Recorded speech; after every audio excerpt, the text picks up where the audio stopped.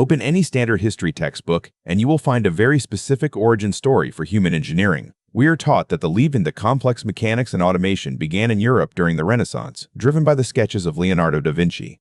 But to find the actual origin of these machines, we have to rewind the clock by 250 years, leave Europe entirely, and travel to the Middle East during the Islamic Golden Age.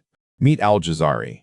He served as the chief engineer at the Artukid Palace in Diyarbakir, in modern-day Turkey, and there is a critical distinction between his work and the famous European inventors who followed him. Al-Jazari rarely sketched theoretical concepts. He physically built, tested, and operated his machines. In 1206, he compiled his life's work into a text called The Book of Knowledge of Ingenious Mechanical Devices. It functioned as a meticulous, step-by-step engineering manual, complete with material specifications and troubleshooting notes. This single document provides the physical proof that the core mechanical puzzles of the modern world were solved centuries before Europe's intellectual awakening. For most of human history, engineers faced a physical bottleneck. They knew how to harness continuous rotary motion, like a water wheel spinning in a river, but they struggled to convert that spinning energy into the up and down reciprocating motion required for pumps. This diagram shows Al-Jazari's 1206 solution, the first documented use of the crankshaft and connecting rod. A crankshaft is a mechanical component that takes the continuous spinning of a wheel and forces an attached rod to push linearly in one direction, then pull back in the exact opposite direction. He immediately paired this with another invention, the camshaft. A camshaft is a rotating shaft with protruding lobes that push against levers to time mechanical actions. By shaping the lobes differently, Al-Jazari could turn raw rotational energy into controlled, sequenced movements. 600 years later, these exact mechanical principles were used to drive the steam engines of the Industrial Revolution. Today, a crankshaft and a camshaft operate inside virtually every combustion engine on Earth. Al-Jazari applied these heavy industrial concepts to palace entertainment, most famously his musical robot band. This was a boat carrying 4 automatic musicians that performed on a lake without any human players. The drummers were driven by a rotating cylinder fitted with adjustable pegs. As the cylinder turned, those pegs struck levers connected to the robot's arms, forcing them to beat their drums in a specific rhythm. This is binary logic, the same system used in digital computers.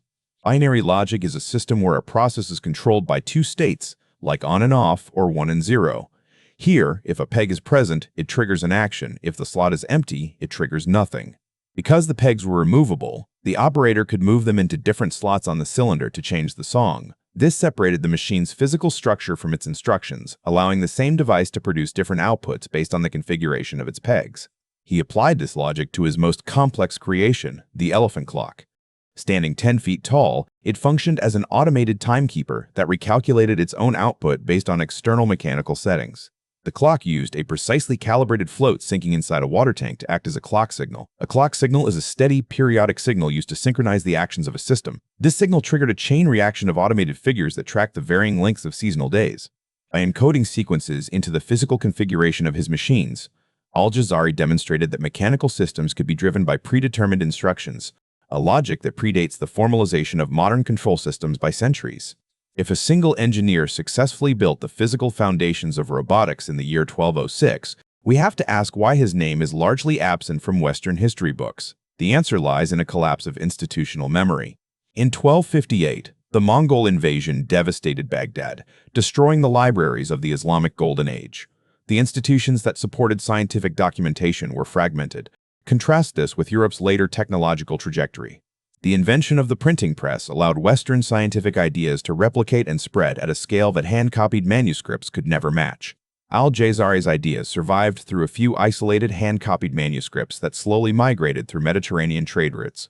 As Arabic scientific texts reached Renaissance Europe, engineers absorbed these mechanical principles, the crankshaft, the camshaft, and the timed valve. These mechanisms were integrated into Western engineering, and over time, their original source was forgotten. Today, the historical record is being corrected. His book was translated into English in 1974, and institutions like the Science Museum in London have built working replicas from his 13th century instructions, proving his designs work exactly as he described. Leonardo da Vinci is famous for sketching what the future might look like, but Al-Jazari had already solved the mechanical problems of motion and timing in his own workshop. His crankshafts and cam-driven valves are the mechanical ancestors of the components that keep modern industry in motion.